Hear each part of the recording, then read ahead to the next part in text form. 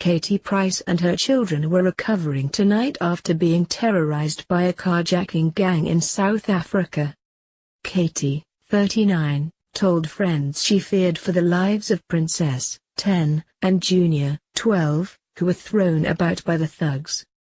They were driving to Swaziland in two people carriers, with their film crew and other tourists, when they were ambushed and surrounded by the gang, who punched Katie's driver unconscious.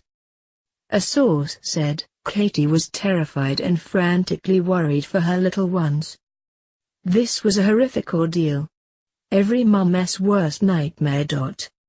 3 people in Katie's group, including a tourist left with facial injuries, were taken to hospital after Thursday night's horror. Katie and her kids were left stranded by the roadside after the thugs took the people carrier's keys but escaped in their own car. She was said to be traumatized after the gang targeted her children by former husband Peter Andre, 45. Mobiles, laptops, passports and cash were all stolen. Armed guards are now protecting Katie and her children as they move on filming her fly-on-the-wall online documentary My Crazy Life. No arrests have been made.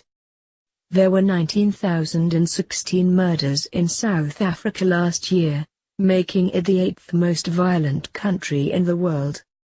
Local tourist board chief Athel Stark said the raiders pounced after the Unshy people carriers pulled over with Katie's children desperate to go to the toilet. Brigadier Leonard Lathey said they stopped in a dark spot and urged other tourists to avoid it. Mr. Stark said, one member of the film company has gone back to England as the trauma was too much for her. Last year Katie was forced to cancel a show in Manchester after an Unshy, anonymous threat that her son Harvey's face would be smashed in unless she paid £50,000. The blackmailers also threatened to release details her husband Kieran's alleged affair.